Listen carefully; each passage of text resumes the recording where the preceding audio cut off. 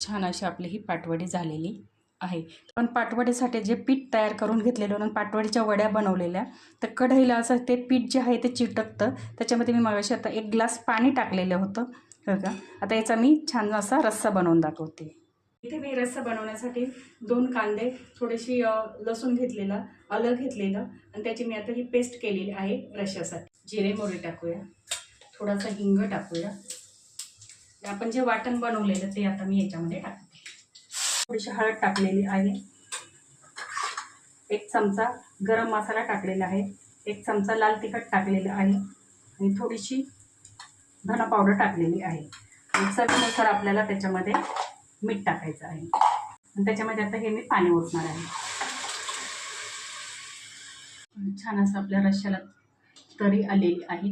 आता मी गॅस बंद करणार आहे आणि त्याच्यामध्ये ह्या वड्या टाकणार आहे. छान आपल्या ह्या वड्या झालेल्या आहेत. मासवडीची छोटी बहीण पाटवडी. तर तुम्ही पण नक्की करून बघा आणि कमेंट्समध्ये सांगा की माझी पाटवडी कशी झालेली आहे. छान अशी माझी पाटवडी झालेली आहे. छान असा आपला हा पाटवडी रस्सा झालेला आहे. मस्त